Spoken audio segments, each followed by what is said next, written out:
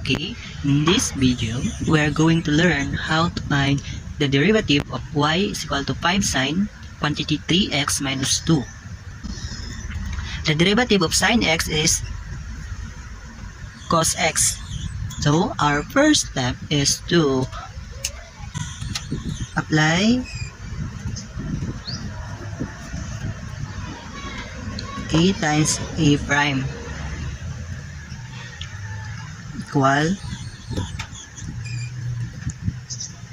take out the constant sine 3x minus copy, then apply the chain rule.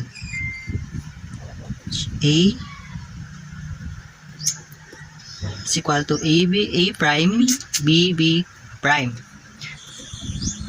Therefore, is equal to 5 cos 3x minus 2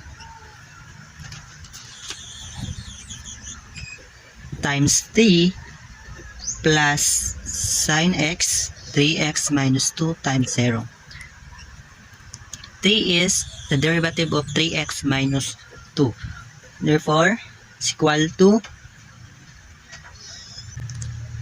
5 cos copy 3x minus 2 times 3. We get 3 since it is the derivative of d over dx 3x minus 2 is equal to 3. That is why this is 3. Then simplify. 5 times 3 is equal to 15 copy cos 3x minus 2. Therefore, the derivative of 5 sine 3x, quantity 3x minus 2 is 15 cos 3x minus 2.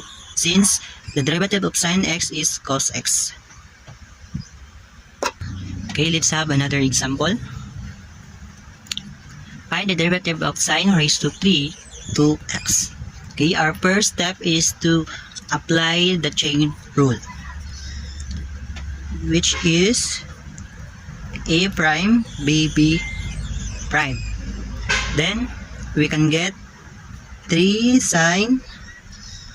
quantity sine quantity 2x sine of 2x raised to 2, then sine 2x,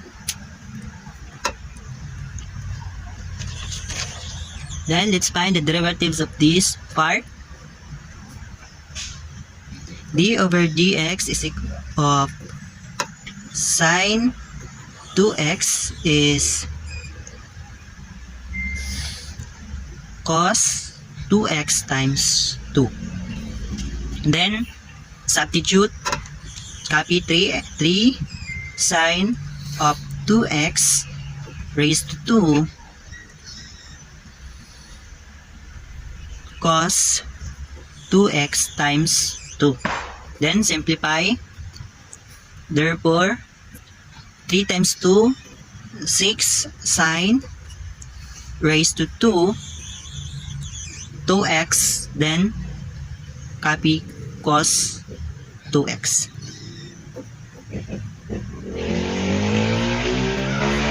Okay, so the derivative of sine raised to 3 2x is 6 sine raised to 2 2x cos 2x.